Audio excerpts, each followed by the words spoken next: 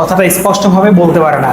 একটি কথা বলতে গেলে সর্বপ্রথম সে প্রথম যে অক্ষরটা উচ্চারণ করে ওই উচ্চারণটা করার সময় তার কথা আটকায় আটকায় যায়। যেমনটা কেউ যদি কলা উচ্চারণ করতে যায়। আসসালামু আলাইকুম প্রিয় দর্শক, আমি আপনাদের জন্য আজকে নতুন একটি ভিডিও নিয়ে আসছি। একটি গুরুত্বপূর্ণ বিষয় যেটি আমাদের বাসায় অনেকেরই এই সমস্যাটা দেখা দেয়।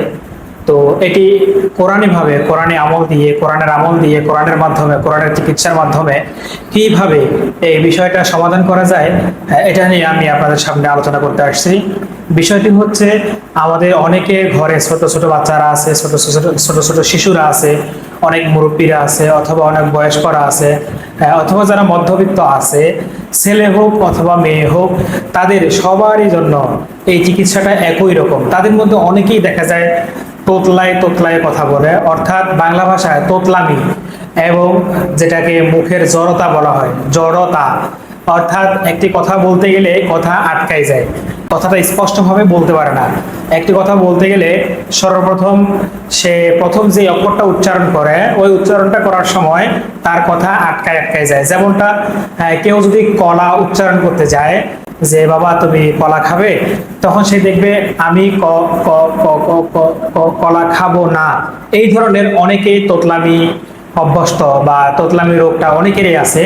তো অনেকেই দেখা যায় এই তোতলামির কারণে সমাজের অনেক স্থানে, অনেক ভালো ভালো স্থানে কথা বলতে পারে না, অথচ তার যোগ্যতা থাকা সত্ত্বেও সে সমাজের ভালো ভালো স্থানে সবার সামনে, দর্শকের সামনে, মানুষের সামনে কথা বলতে পারে না।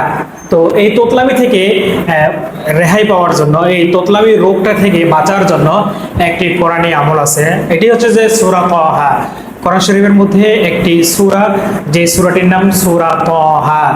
সূরা তাহা, ওখানে কিছু আয়াত আছে, সেই আয়াতগুলো যদি বারবার তেলাওয়াত করা হয়, বারবার পাঠ করা হয়, তাহলে আল্লাহ চাইতো ইনশাআল্লাহ মুখের জড়তা এবং তোতলামি অবশ্যই ইনশাআল্লাহ নিরাময় হয়ে যাবে, আর মুখের তোতলামি এবং জড়তা থাকবে না।